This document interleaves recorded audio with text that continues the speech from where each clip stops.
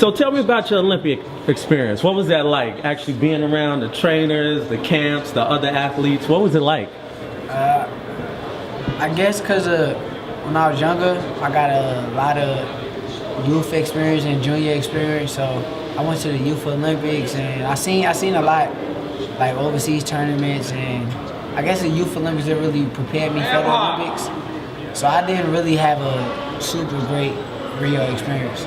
It wasn't what I expected it to be because I guess I got the Youth Olympics experience and it kind of spoiled it.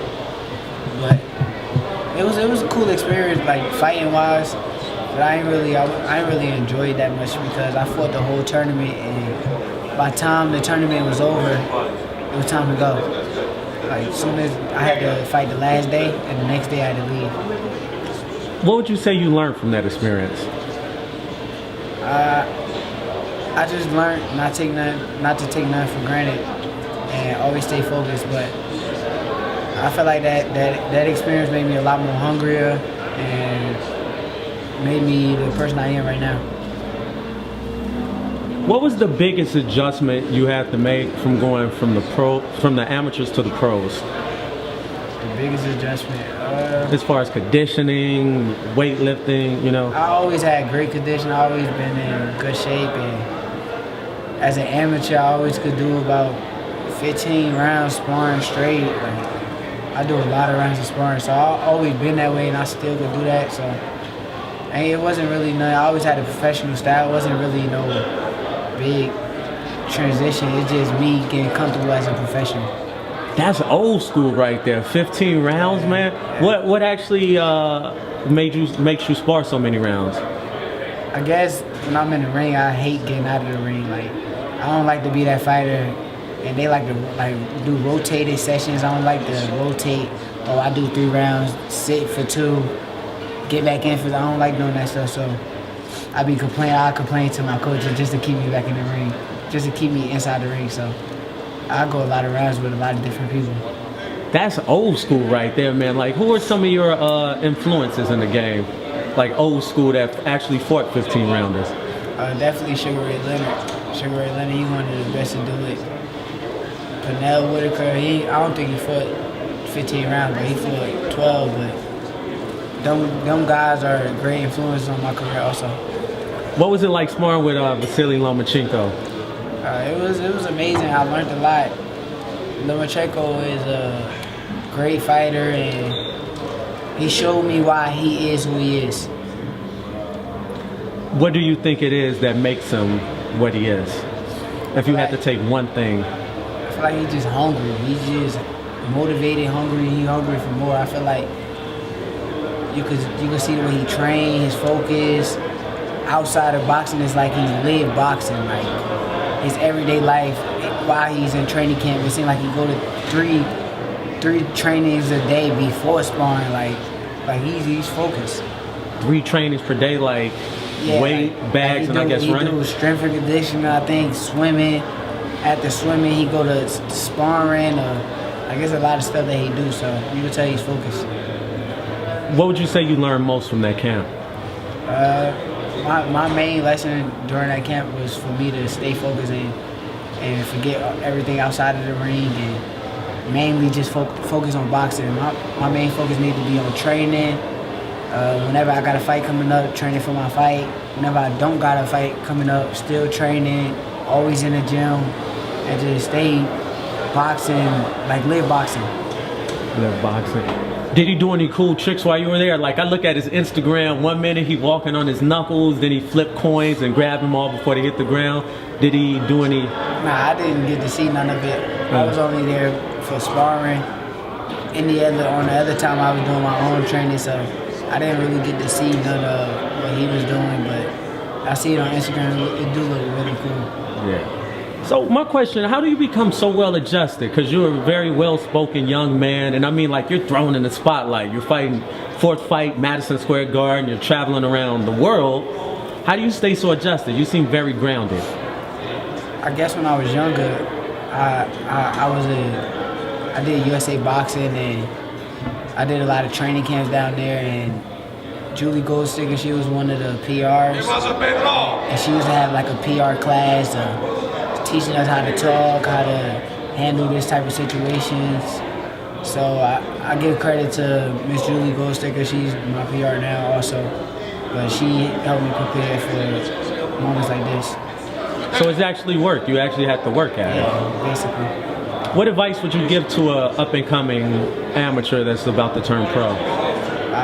Most amateurs, especially up-and-coming and young, I tell them to stay and try to go for the Olympics first. I feel like you're a lot more valuable once you stay and go to the Olympics and then turn professional. I feel like if you turn professional without any of that amateur experience, you can set yourself up. Even though it's ways to do it without the Olympic experience, but it's very hard.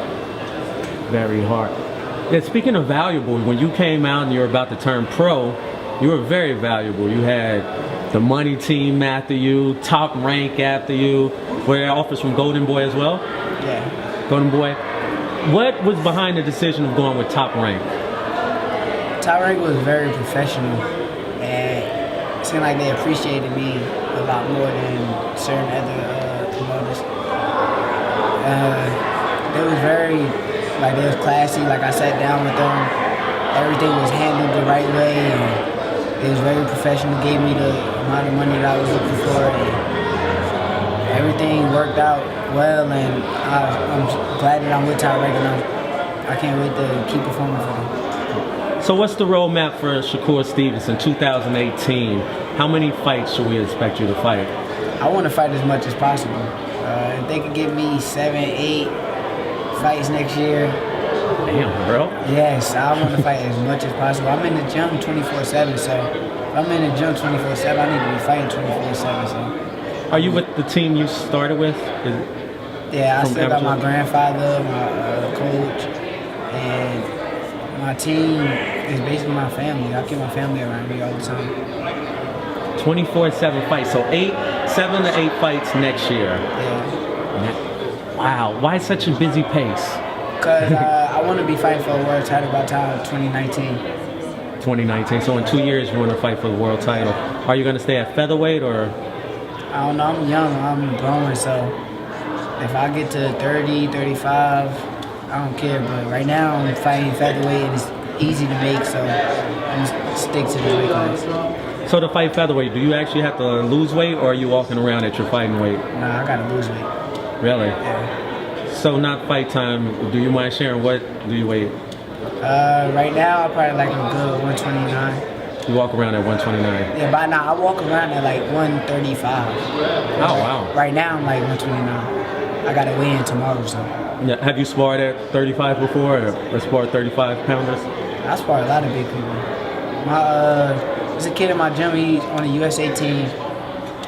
He fights 165. I spar him all the time.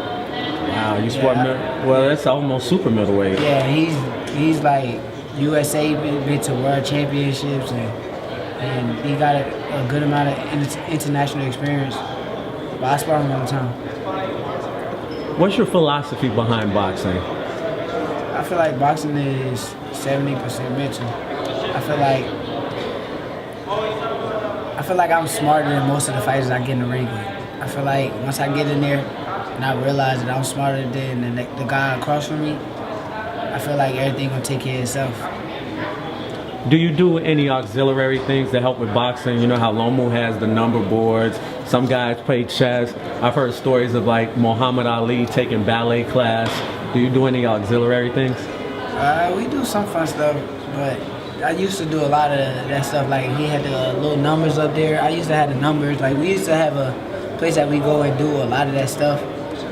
I think we should get back to it because it was kind of fun. So, but it was just getting up early at like 6 in the morning, and I had to train like 3 times a day and add that in there. But I think I'm gonna get back to it. Yeah. So you used to do the number boards. Any other things? Yeah. It was a game that they had. It's like we put like some flags on us. Mm-hmm. And not a flag. It's like a little. It's like a vest or something, and they got balls on there.